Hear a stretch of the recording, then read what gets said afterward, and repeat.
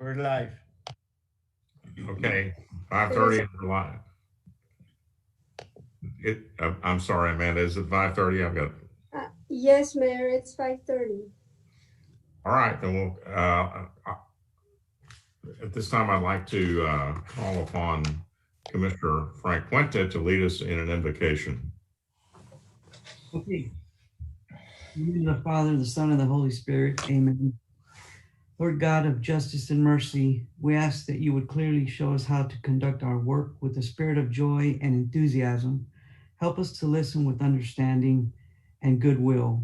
Help us to speak with clarity and restraint, and give us the spirit of service. Remind us that we are all stewards of your authority. Guide us to be the leaders your people need, and help us to see the humanity and dignity of those who disagree with us, and to treat all persons, no matter how weak or poor, with the reverence your creation deserves. Father, renew us with the strength of your presence and the joy of helping to build a better community worthy of the human person. And finally, we pray for our new administration that this country now has. Help us to help those and our leaders to unite this divided country. God bless our troops here and abroad, and God bless the United States of America. In your name, Lord Jesus Christ, we pray. Amen. Amen. Please join me in the Pledge of Allegiance. I pledge allegiance to the flag of the United States of America and to the republic for which it stands, one nation, under God, indivisible, with liberty and justice for all.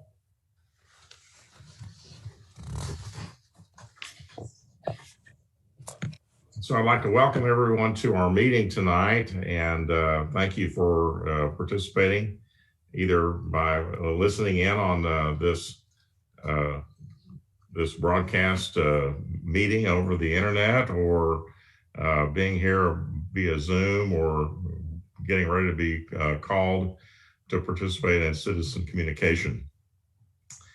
And this time I'll call the meeting to order, which has been duly posted for a regular city commission meeting, and go to the first item, which is citizen communication and input. Amanda? Mayor, we have five persons that want to speak under citizens communication.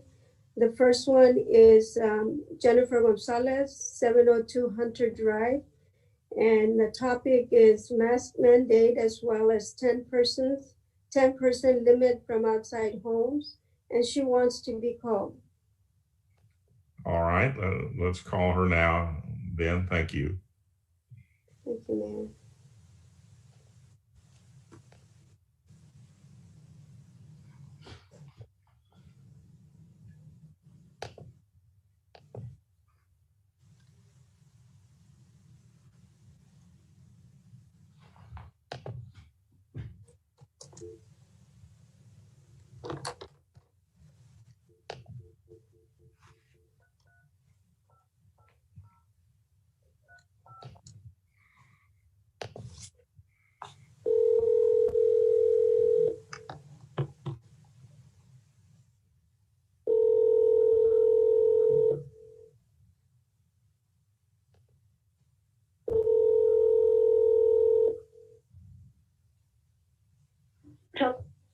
Hello, Mrs. Gonzalez. This is Amanda Elizondo with the city of Arlington.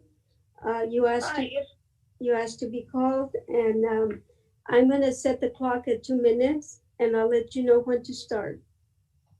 You may start now, Mrs. Gonzalez. Yes, ma'am. So I believe that the reason that I called you was in regards to holding, the event.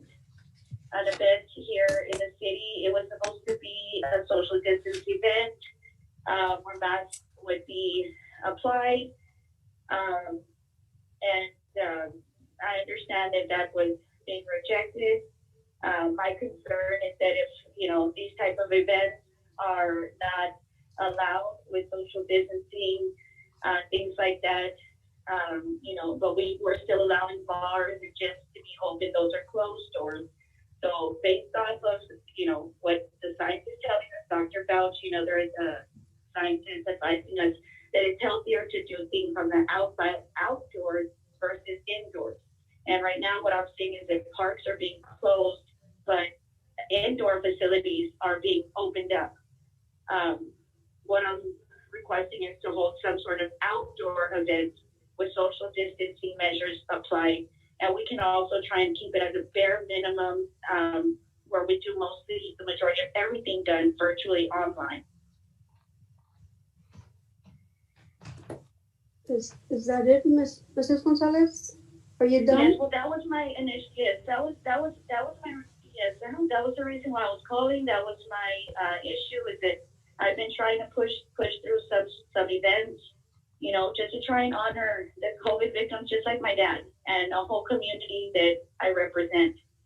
And I understand everything. We understand more than anything that we're in the middle of a pandemic, but there's also things that I would be willing to do to conform to make sure that we abide by social distance measures, make sure that there's not Mrs. Gonzalez, do not have certain. Yes, your ma'am. 2 minutes are up. Thank you, ma'am.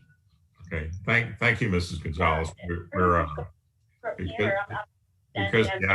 Because the item is not on the agenda.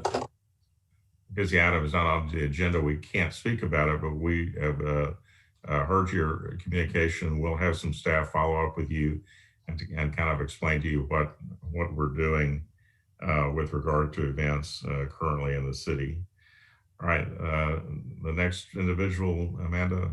The next person, Mayor, is John Purvis, and let me go ahead and call him.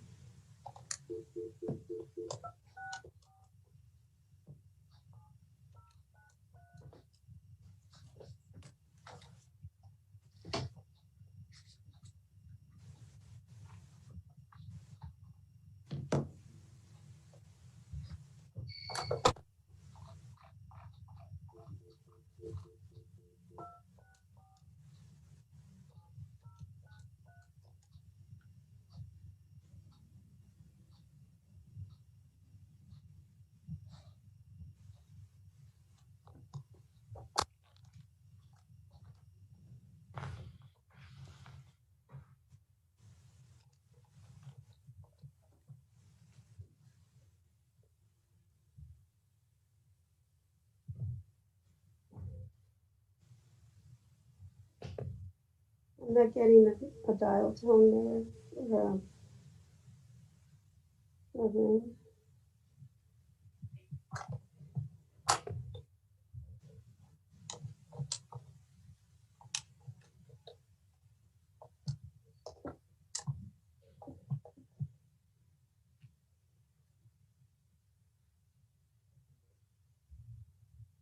The call's not going through, Mayor. No. Okay, well, if he calls back, then we'll take him up at the time when he calls back. Okay, Mayor. Then the next three persons want to talk about the food truck park ordinance that's on the agenda, and they would like to be called during the discussion. Right, we'll call them at the public hearing on item 4. Okay, Mayor. All right, so the next item on the agenda is a proclamation proclaiming January 28th, 2021 as Amanda C. Elizondo's 7th recertification day. And, this is something that we really ought to be doing in person. I wish we could do this in person, but we got to do it by Zoom. But I have a proclamation here that we're going to read and issue today. It says, whereas Amanda, there's some pretty amazing things in here too, so I want everybody to pay attention. Whereas Amanda C. Elizondo was hired by the city of Arlington in May of 2011 as the city secretary to administer the duties and functions of the office of the city secretary. And whereas prior to coming to the city of Arlington, Amanda started as a volunteer with the city of Weslaco, Texas, And on November 1975, she was hired as secretary to the Public Works and Public Utilities departments. It doesn't say this in the proclamation, but I think she must have been 10 years old when she was hired by the Weslaco. She was later promoted to assistant city secretary, interim city secretary on May 1984, and city secretary on November 1984. And after 35 years, she retired from the city of Weslaco. And whereas in 1984, she enrolled in the Texas Municipal Clerks Association certification program to familiarize herself of the realistic duties and functions of the office of the city secretary and to hold the traditional and rightful standing as an officer of a municipality. The certification program is located at the University of North Texas, a professional program with college university level courses.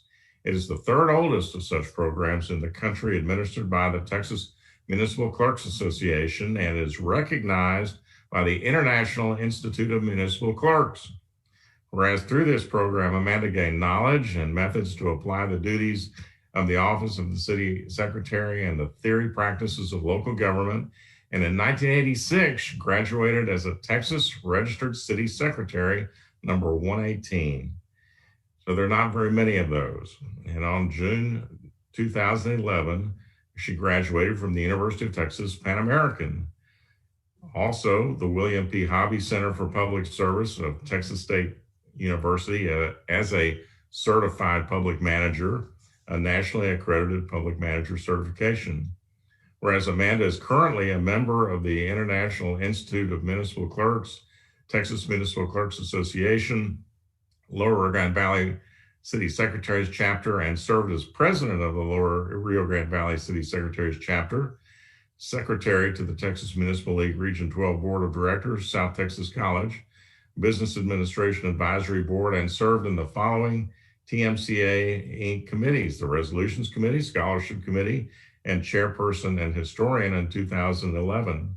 Whereas she was recognized as an International Municipal Clerks Conference and was presented with an award in records management, and during her tenure as city secretary in Weslaco, serving as the local registrar, was awarded the exemplary 5-star service award from the Texas Department of State Health Services repeatedly every year.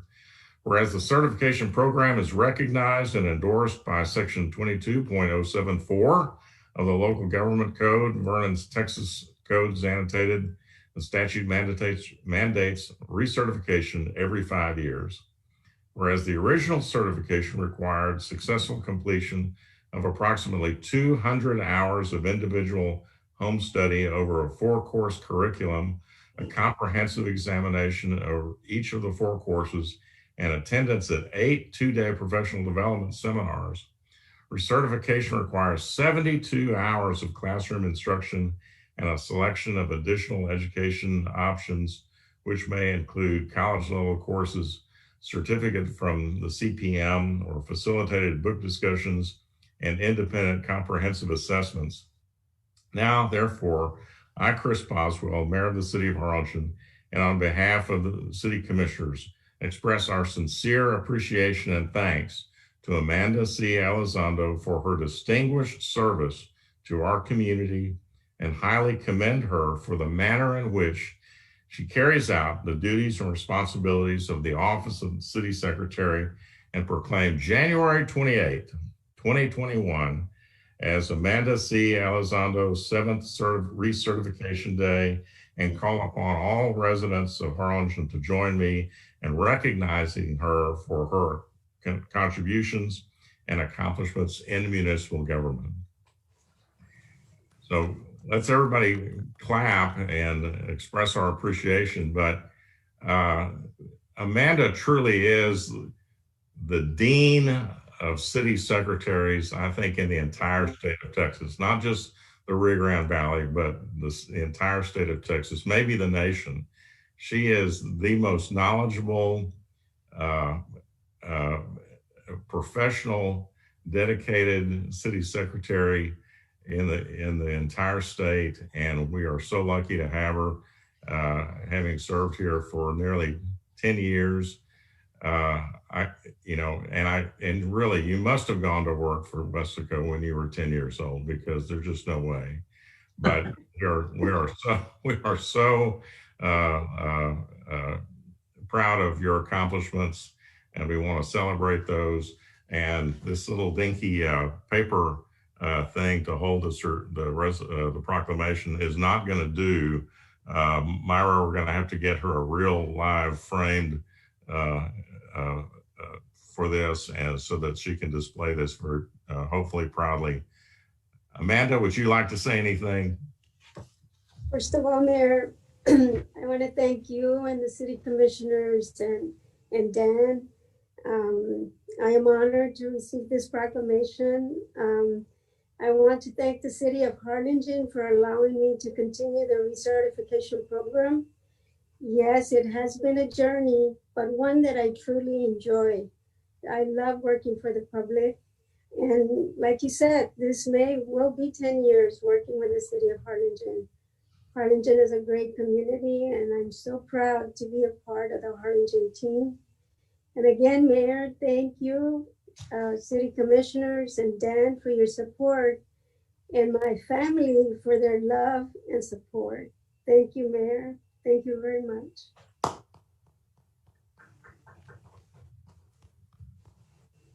All right, thank you. All right, well, that was a lot of fun. Maybe we should just end the meeting there, and then, no, I guess we have to finish, but. Thank you so much. All right, item 2 is the approval of the minutes of the regular meeting of November 18th, 2020. Are there any additions or corrections to the minutes? Make the motion for an approval, ma'am. Second. All those in favor say aye. Aye. Aye. Those opposed, like sign. Motion carries. Minutes are approved. Item 3 is the consideration of possible action to authorize the city manager on behalf of the city of Arlington to sign an interlocal cooperation contract pursuant to Chapter 791 of the Texas Government Code between the University of Texas Rio Grande Valley, TRGV, and the city of Arlington regarding police department jurisdiction and cooperation. Chief? Mayor, commissioners, good evening. And yes, this is an interlocal that Chief Adon Cruz brought over from UTRGV, and of course with the campus here. So it just spells out how we'll work together. And it's already been reviewed by city legal and approved by them, and I recommend approval. I'll answer any questions you might have. Anybody have any questions? If not, is there a motion to approve the agreement? Messbar makes a motion. Second. All right. Any discussion? All those in favor say aye. Aye. Aye. Those opposed, like sign. Motion carries.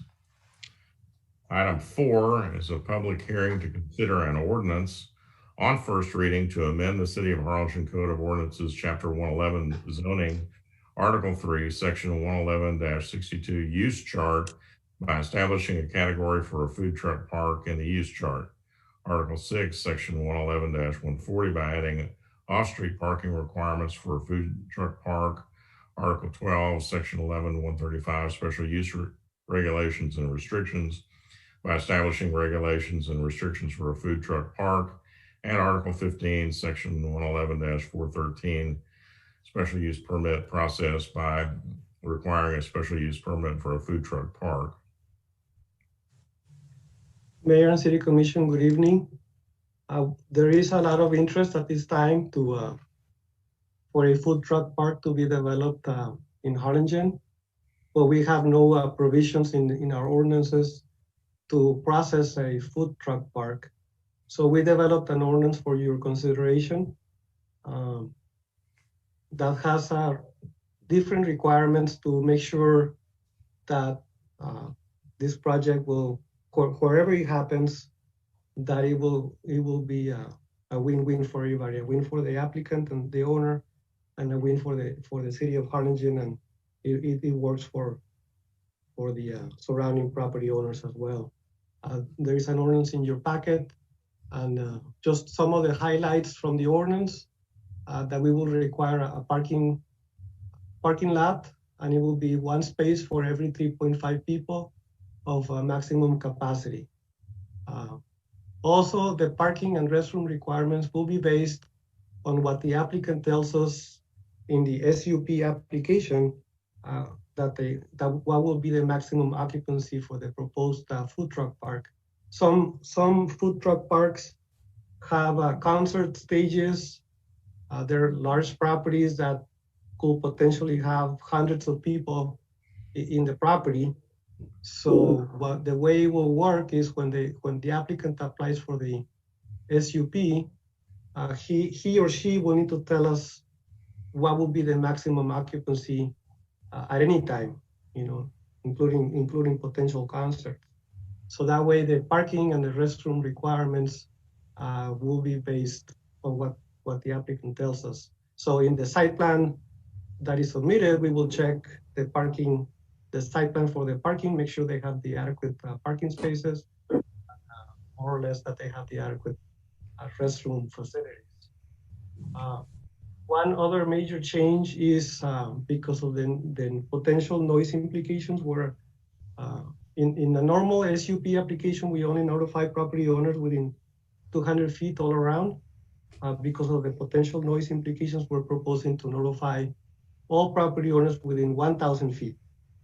That way they get the notice of the public hearings, and if they have any objections or concerns, they can let us know, and that could affect your decision on whether to approve or not approve the SUP. Another major requirement is that we will not allow a food truck park within 1,000 feet of a property zoned residential.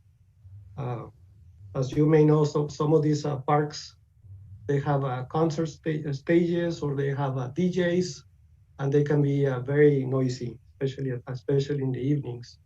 So if you have a residential neighborhood nearby, then we will start getting noise complaints. And with these parks, the music is normally every day.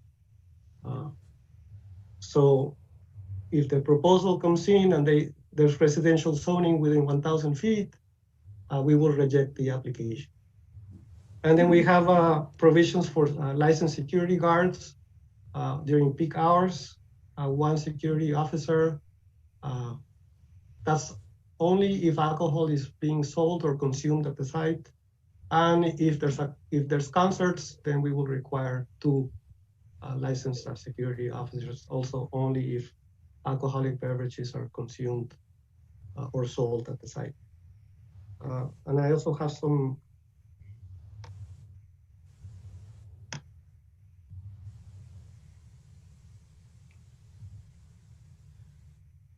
So those are the highlights for the ordinance. And then I just want to show you some examples of food truck parks from the United States. So it can potentially look like this, or like this, or like this. This one has the concert stage, so we could potentially get the person that wants to develop one here. He developed one in Brownsville, and so he has shown an interest in having a concert stage in the back. And so also I'm including a map showing potential areas where a food truck park could develop that there's no residential zoning within 1,000 feet. So there's different parts of the city where we could potentially approve an SUP for a food truck park. And this went before the Planning and Zoning Commission on January 13. We did have Mr. Sanka, who owns a food truck park in Brownsville and is interested in developing one in Arlington, expressing some concerns about the minimum distance requirements to residential zoning and also parking requirements. But the Planning and Zoning Commission unanimously recommended the ordinance, and he also complimented staff on the 1,000 foot rule from residential zoning. And that's the presentation for this. 264. Okay. We have 3 people that have signed up to speak on this at the public hearing. So I'm going to go ahead and go to the public hearing now. public hearing. I'd like Amanda to call. No, thanks. What number came out on your call? Okay, Mayor. I'm gonna have Um, 47093. Okay. I will proceed in calling Mr. Christian Senka, 1100 Palm Valley Drive, and I will call him right now, Mayor.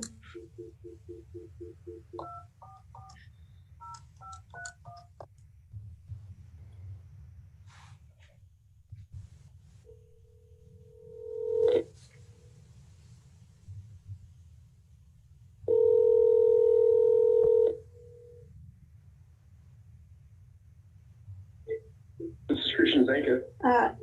Yes, sir. This is Amanda Elizondo with the city of Arlington. You asked Yes, to be called under public comments. So you may start now. I'm going to set the clock for 2 minutes. You may Yes, start ma'am. now. Thank you. Mhm. I appreciate it. So my main concerns, obviously, were the distance from residential zone. Can y'all hear me? I'm not sure if I'm. Yes. We can hear you. Okay, perfect. All right. Well, my main concern was, as I was saying, was the distance from the residential zoning. I know the main concern is noise complaints, and in Brownsville, we actually don't have a distance regulation on the ordinance. It's the only requirement for zoning is that it's medium retail, general retail, or light commercial. As far as the distance to it, the issues that we've had in the past with noise complaints, we've solved. And I wasn't sure if other food truck owners, food truck park owners have addressed this, but with the right sound equipment and the right position and speakers, you can pretty much cancel out any noise past a certain area. We put the money and effort into hiring some really good sound guys to put together a system there at the park that pretty much limits it to about 100 to 200 feet away from the edge of our park. Is about as far as you can hear the music. Anything past that becomes pretty much indiscernible. And so I wanted to address that issue because I know the concern was the music. As far as the being 1,000 feet from a residential zone, that's kind of the whole point of this thing is to be kind of close to a residential zone so that you can and get the family aspect. You get young families. In a park in Brownsville, we've got a lot. Our large demographic is young families.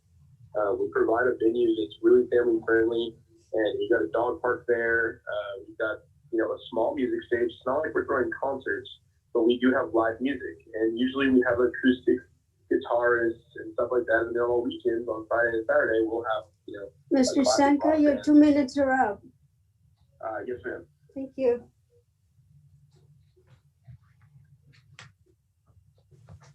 Okay, Amanda, would you call the next speaker? Okay, Mayor.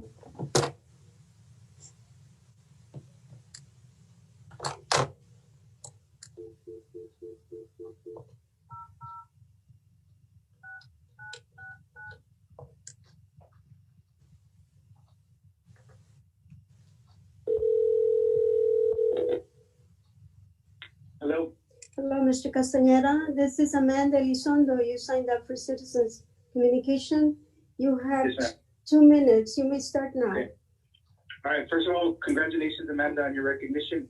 Thank you. I just wanted to say I'm a food truck owner. I think it's a great idea for something like this to come into Arlington. I think it'll open a lot of doors for businesses here for people to come spend money. I do ask, though, that you have reasonable prices as far as charging the food trucks. I hear some of these other places are charging $500 a month. I think that's kind of ridiculous pricing. I hope y'all decide to make it affordable for everybody. Another suggestion, I think there's a parking lot behind Pueblo Tire.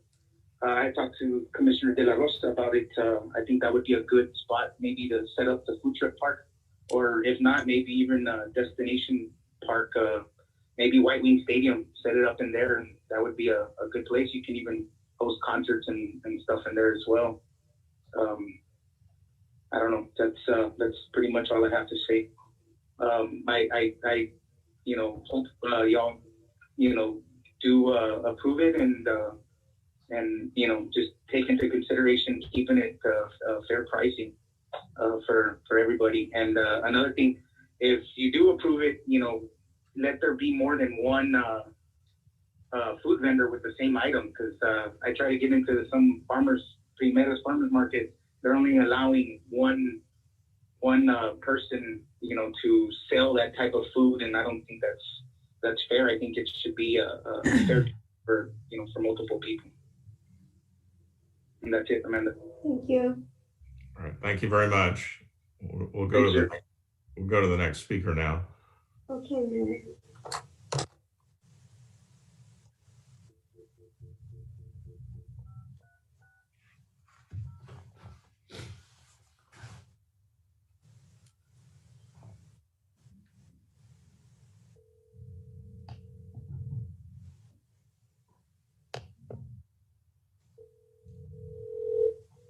Hello.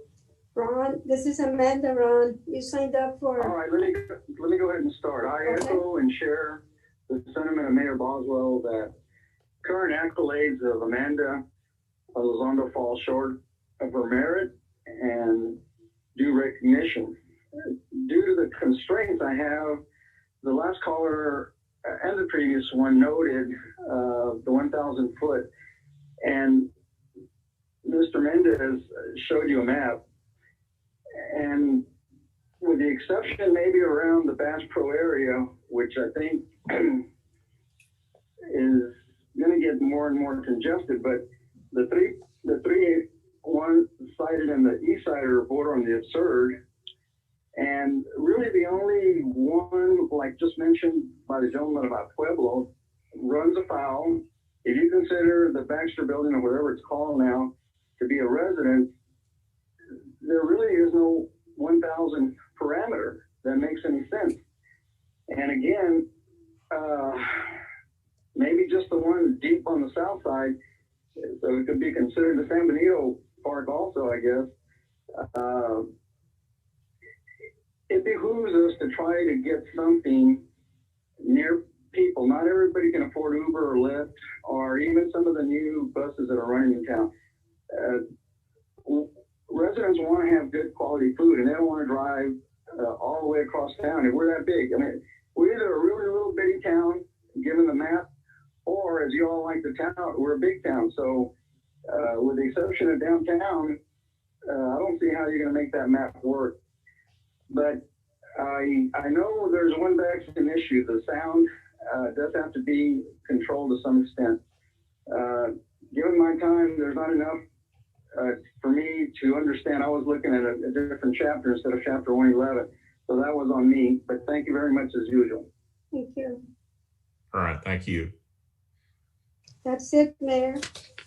Okay, before we go to the action item, does the City Commission have any questions for the staff? Commissioner Leal? Yes, so I want to make sure I understood something. When Javier was making his presentation, he made it sound like the owner of this food truck park in Brownsville had no problems with the 1,000 feet, is the way I understood it. And am I right, Javier, or am I wrong? In Brownsville, they don't have that regulation. That isn't my question. Yes. That isn't my question. You said, what I understood that you said is that that he had no problem. In fact, he had no issues within 1,000 feet of a residence. Correct. That's not what he's saying, and that's not what's in the notes from the planning and zoning meeting. He's claiming it's too restrictive to be within 1,000 feet. Yes, that's what we have in the ordinance, and we have that 1,000 foot regulation. They cannot be residential zoning within 1,000 feet of the subject property, and he feels that that's too restricted, that it should be reduced. But that's not what I understood when you made your presentation. So he is in opposition to that. So my question is, 1,000 feet is probably a little over a city block that would be, average lot 55 feet wide. That'd be 20 houses. More or less, yes. Okay. I'm looking at your map. You have blue and red. I'm going to take it the blue and red are acceptable zones and the yellows are not acceptable zones. Correct.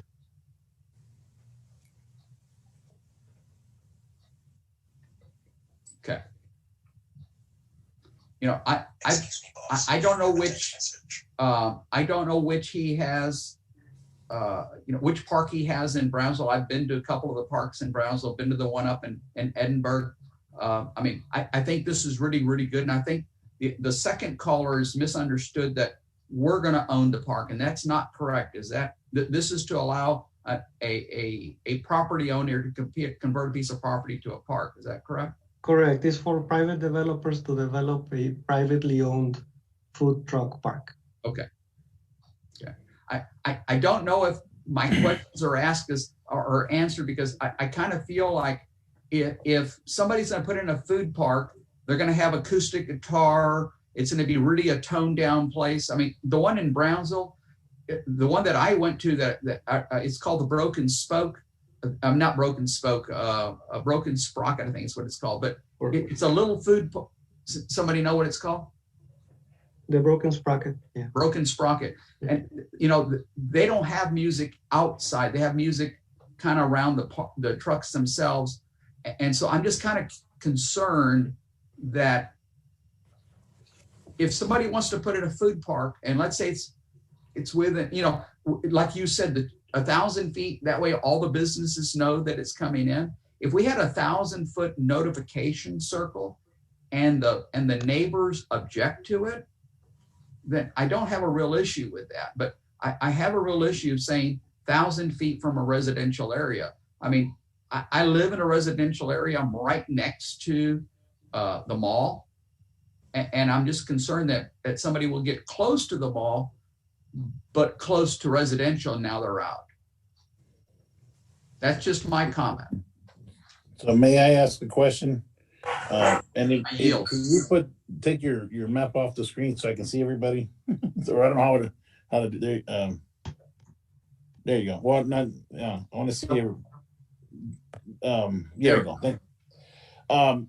I have a question. How does these restrictions that you're trying to put onto this park, how is that going to affect our own parks and what we do as a city, whether it's the 4th of July or we have event like Real Fest or whatever events that we're putting on?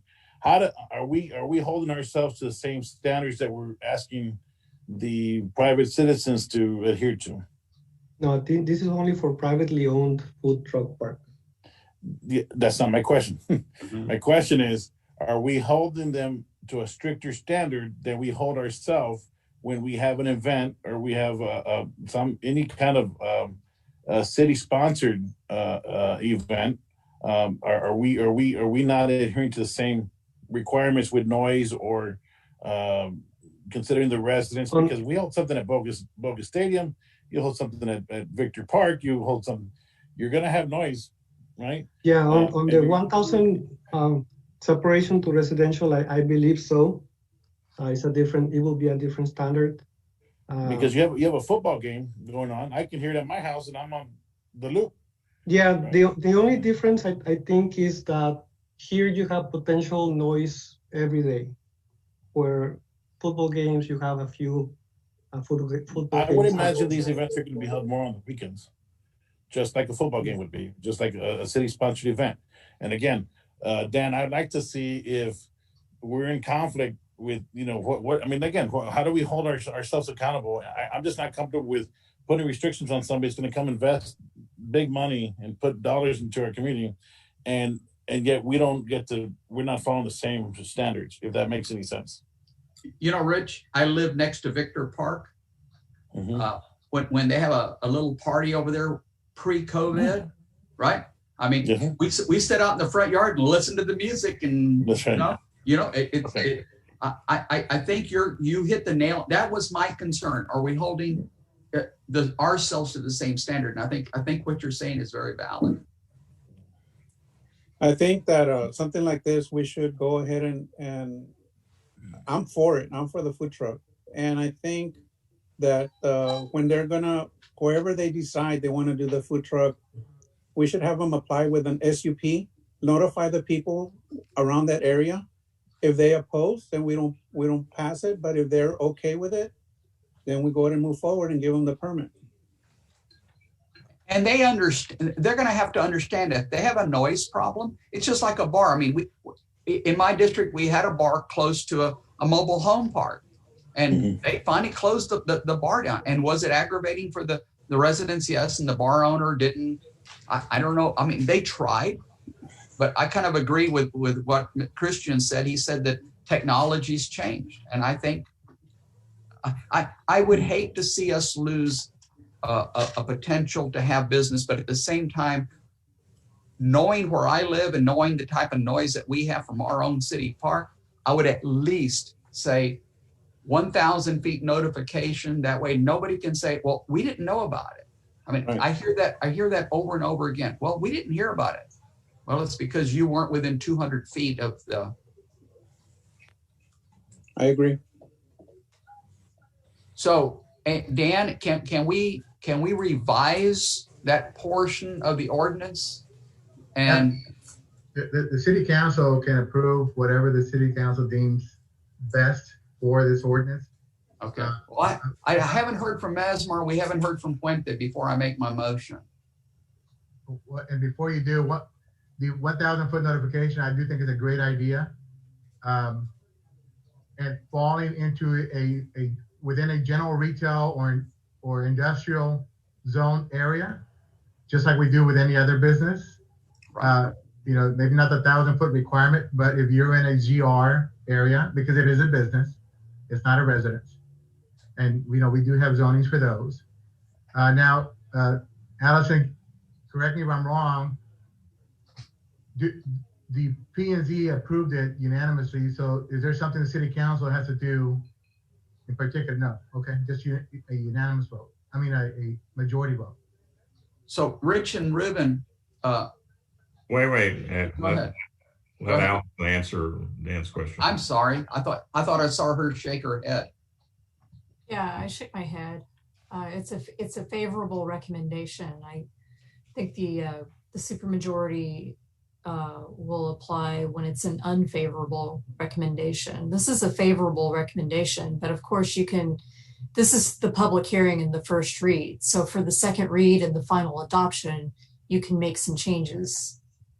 As long as you're not changing the entire ordinance, but you can make some modifications that stay within the realm of what's being covered. Yeah, that was what I was going to suggest, is that maybe it sounds to me like the commission wants to address this 1,000 foot rule. Commissioner De La Rosa's offered a suggestion about how to approach it with an SUP process, and that maybe the thing to do just to kind of keep it going, because it sounds like everybody wants food trucks.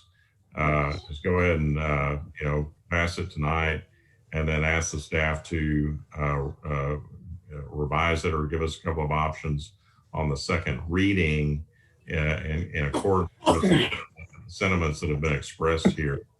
Because I also had we have a food truck area in the destination park, and my guess is it's within 1,000 feet of a residence or two.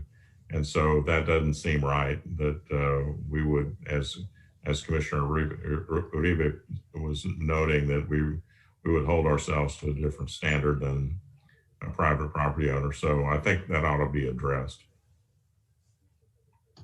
Understood. Okay. Anybody else? A couple of questions. So this is a private person, a private developer buying land and making it for these food trucks, tents, benches, and whatever. And as a private business, he could charge $1 a week or any number there greater than that. But it's his business, and we have no say so other than hygiene and health and noise, perhaps, on how he runs his business. Is that correct? That's correct. That is correct. Okay, great. Thank you. The only fee that the city would charge would be for the food permit. just like any other food establishment, and those permit fees are established by the city council. Okay, any other questions for the staff before we go to the action item? Okay, let's go to item 4B, which is a consideration possible action to approve an ordinance on first reading to amend the City Code of Ordinances, Chapter 111, Zoning, Article 3, Section 111-62 Use Chart. And I'll ask the city attorney to read the caption at this time.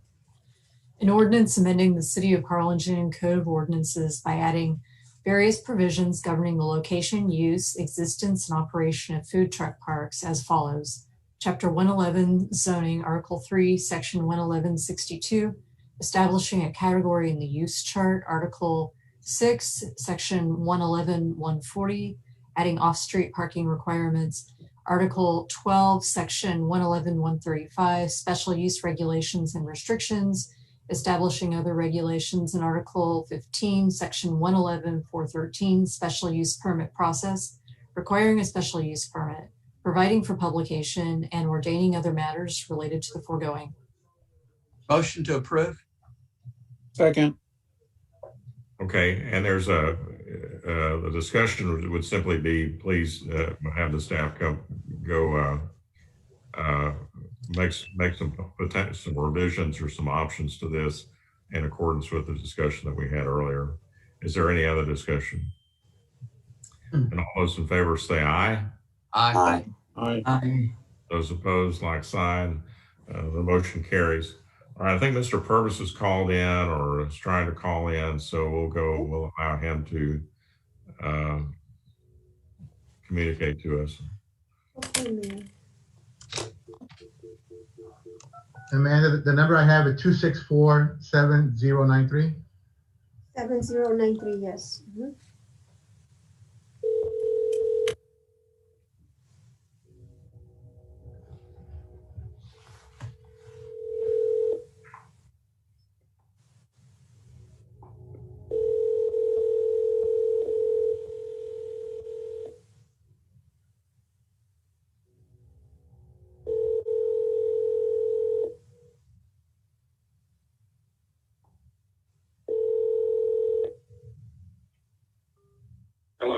Hello, Mr. Purvis. This is Amanda Elizondo. You signed up for the Citizens Communication, and it's in regards to some drainage dish.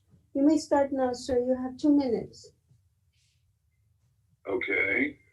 Well, my name is John Purvis.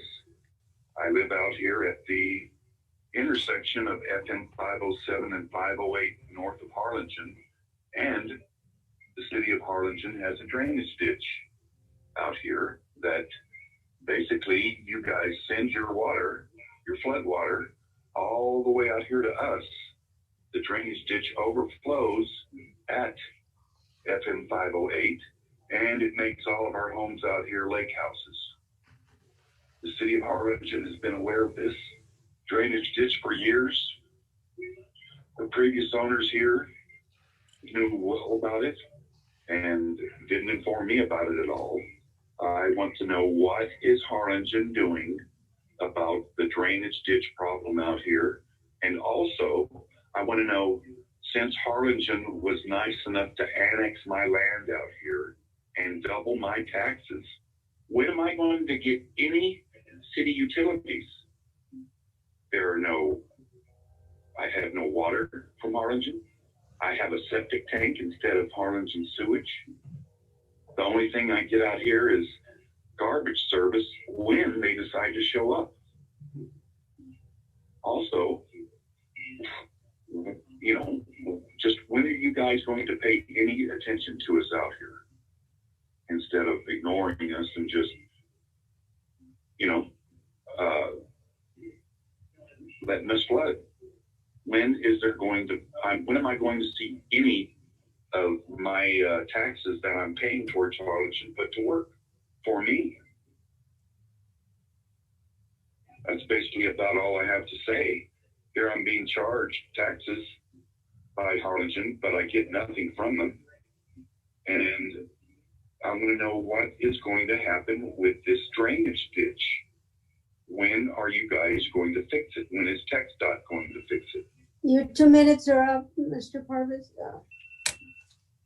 All right, thank you, Mr. Purvis. Because this is not an item for discussion, we're limited in how we can respond. But unless the staff wants to respond now, I'll just have somebody from our staff communicate with you offline and have a further discussion and report back to the commission. One of the city engineers for Harlingen. No, that's our response. Dan, is there anything else you want to? No, Mayor, I will have Carlos contact him and talk to him. Okay. All right. Yeah, Thank you, Mr. Purvis. All right, we'll go next to item 5, which is a public hearing to consider an ordinance on first reading to rezone from residential multifamily M2 to planned development PD district to allow for single family residential for a 36.719 acre tract being part or portion of lots 1, 2, 7, and 8 of block 148 San Diego Land and Water Company subdivision located on the north side of East Treasure Hills Boulevard, west of 509. Yes, Mayor, this is a proposed planned development district for the property along East Treasure Hills Boulevard between Mathis and FM 509. It's a 36-acre tract. And the proposal is a single-family homes. This is an aerial photo of the property. This is a picture from the street from East Treasure Hills Boulevard. And this is the site plan for the proposed residential subdivision. It's the same developer as Tres Lagos subdivision in McAllen. So it like the subdivision over there, it involves a lot of curved streets, mini parks, walking trails connecting the small parks, small lake, green areas, all to be maintained by the homeowners association. Just a different kind of subdivision.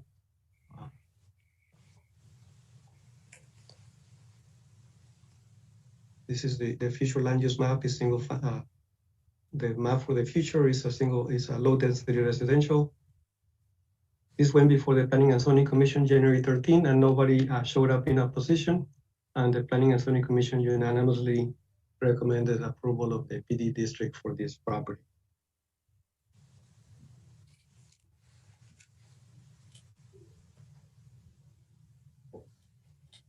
Okay, does that conclude your presentation, Javier? Yes. All right, we'll go to item A, which is a public hearing. Amanda, I don't believe anybody signed up for this. Is that right? That's correct, Mayor. No one signed up.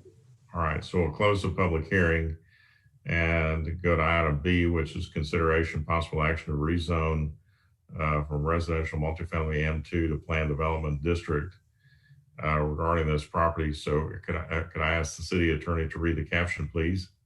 An ordinance amending the Code of Ordinances of the City of Harlingen, rezoning from residential multifamily to planned development district to allow for a single-family residential for a 36.719 acre tract being a part or portion out of lots 1, 2, 7, and 8, block 145, San Benito Land and Water Company subdivision, located on the north side of East Treasure Hills Boulevard, west of FM 509, providing for publication and ordaining other matters related to the foregoing.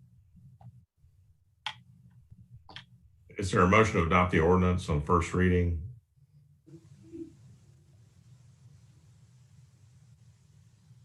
Can we get the full screen, please?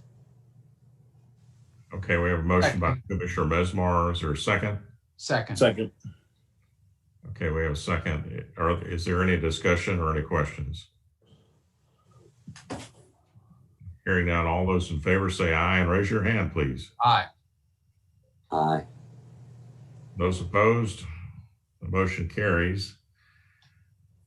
Item 6 is the consideration and possible action to approve an ordinance on first reading to abandon and vacate a 0.06 acre tract comprised of a 0.03 acre tract out of a 10-foot utility easement out of Valley Baptist Academy subdivision and a 0.03 acre tract out of a 10-foot utility easement out of Valley Baptist Academy subdivision number 2 located at 3700 East Harrison Avenue. Yes, Mayor, the Valley Baptist Academy has a plan to expand this building, which is dormitories, to the west. But there is a utility easement shown in red that is in the way of the proposed expansion. We checked with all the utility companies, including engineering and Arlington Water Works, and no utility company is using the easement, and no one is projecting to need the easement in the future. So based on that, staff recommends approval of abandoning the utility easement and approval of the ordinance in your packet. All right, is there any, I guess we need to ask the city, well, first, are there any questions about this? Then I'll ask the city attorney to read the caption, please.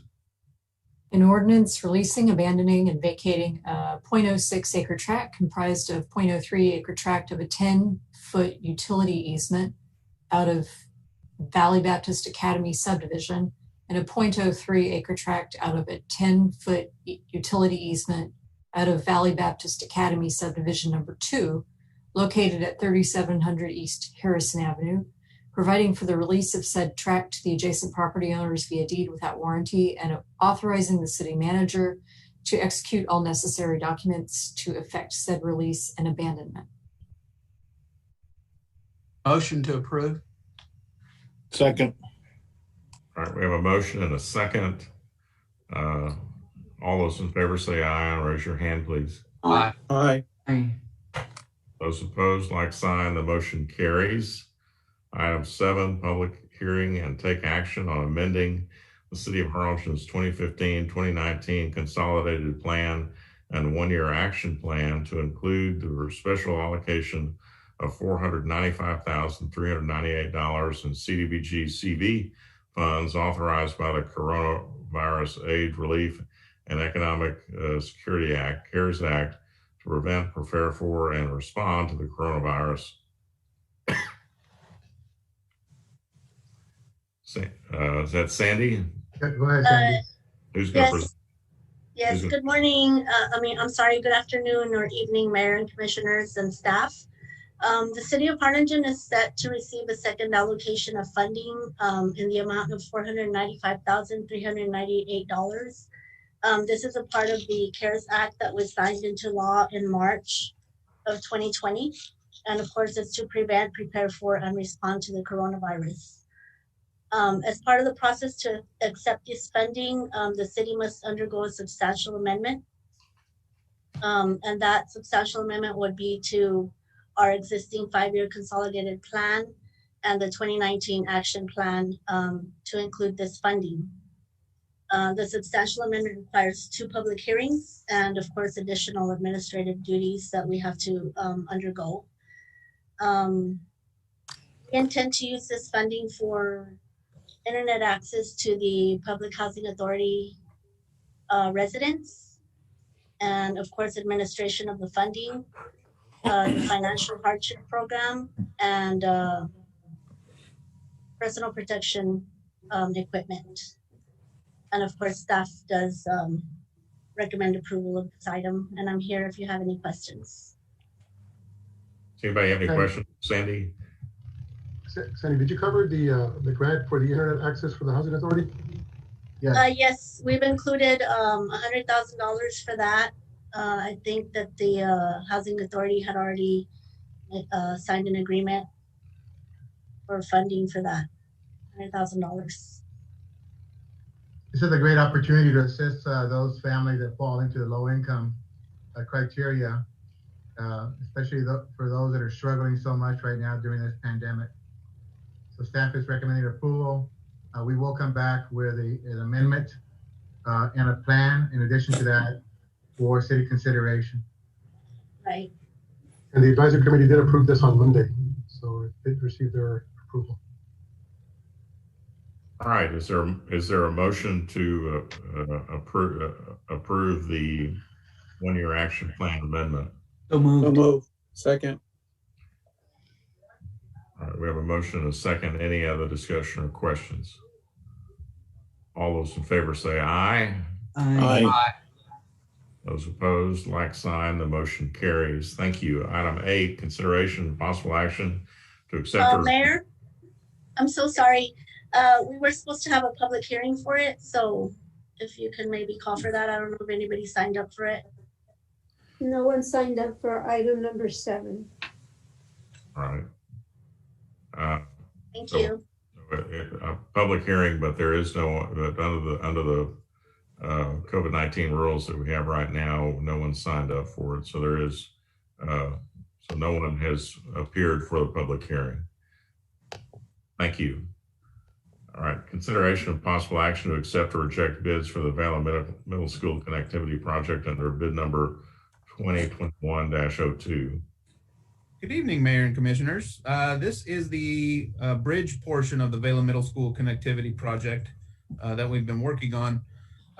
We went out for bids last month, and we received 2 bids for this project. One was from G&G Contractors in the amount of $386,317, and the second was from HCM Holkmont in the amount of $389,000. And both of these were larger than we had anticipated. You know, based on previous similar bridges, we set our estimate around $250,000. So we are recommending to reject all bids in this case. The next item is the alternate for that. It involves a contract through buy board, which we can get the work completed for a price more in line with what we had originally estimated. Mayor, I like the motion that we reject. Second. Reject the bid. Yes, thank you. All right, all those in favor say aye. Aye. Aye. Those opposed, sign. The motion carries and the bids are rejected.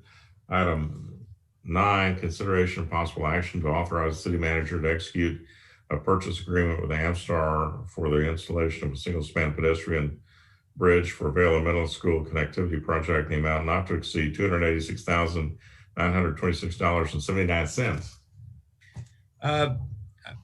You know, we got this pricing through buy board, which is a purchasing co-op, and we will get the bridge installed for that price. Motion to approve. Second. And Andy, thank you for going out for that extra bid. Appreciate that. Yes, sir. All right, all those in favor say aye. Aye. Aye. Those opposed, like sign. Motion carries. All right, well, let's We just made a whole neighborhood very happy. yeah, this is a great project. Yes. Yes.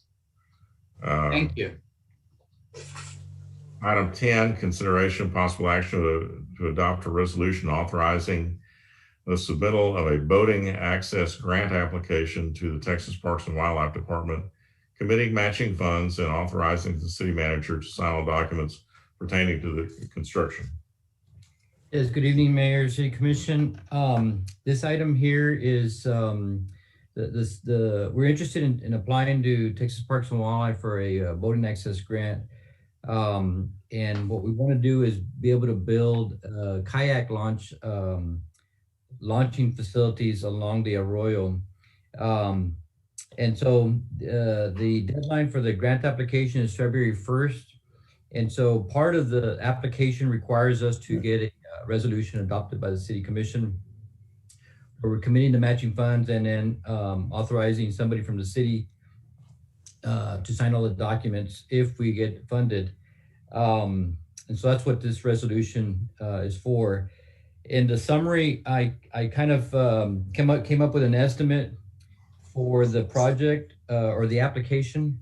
And so we would like to at least, if we could get 2 launching structures, we would love to do that. And so these are just estimates, but we estimated 2 launching structures to run us about $200,000, a restroom facility at $220,000, parking lot $87,500, any signage $8,500, Engineering and design, 61,920. And then the permitting and environmental would be 18,000. Now, our maximum that we are allowed to apply for is 500,000. And so that's why we try to keep it within that amount. One thing that we could do, if we're successful, of course, is apply to Valley Baptist and maybe for the match, for our match of the project. So again, these are just estimates. We would like to apply. We've been talking about this, about the Blue Trail for several years now. And so we would like to throw our hat in and see if we're successful in getting that grant for the kayak and canoe launching facility. I think what Javier's trying to say that we can't, we estimated the cost. We cannot commit to 2 launch pads, 2 launch areas, but we definitely want to go after this funding and at the very least create 1 launching area. The bids will dictate what the cost is going to be. But we do want to pursue this. This is part of the active tourism plan. There is a blue trail through the arroyo. So this is an opportunity to further that effort. Mayor, I'd like to motion for an approval. Second. Any other discussion? All those in favor say aye. Aye. Those opposed, like sign. The motion carries. Item 11, board appointments. Are there any board appointments? No. None. I have none, sir. All right, hearing no board appointments, then we'll go on to item 12, which is an executive session attorney consultation pursuant to section 551.071 Texas Government Code to seek advice regarding the city's legal duties and obligations in connection with pending litigation styled and numbered Ruben R. Pena Sr. versus City of Arlington, Texas, Civil Action 120 CV 163 in the United States District Court, Southern District of Texas, Brownsville Division, and related legal matters. Is there a motion to go into executive session? So moved. Second. All those in favor say aye. Aye. All right, we will now be adjourning this meeting to seek to meet with our lawyer in executive session. We will have to come back to this public meeting simply to adjourn the meeting. There will not be any action taken when we come back other than the announcement that we are out of executive session. So we'll meet you in the executive session room.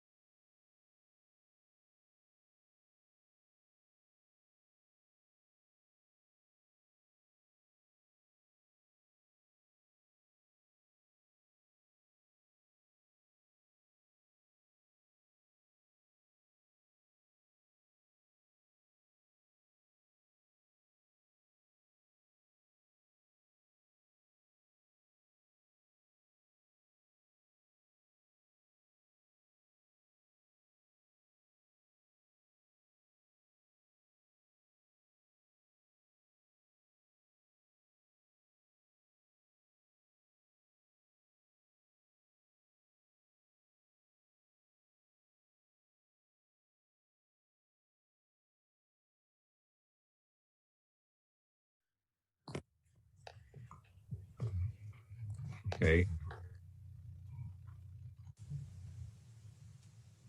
Are we live streaming?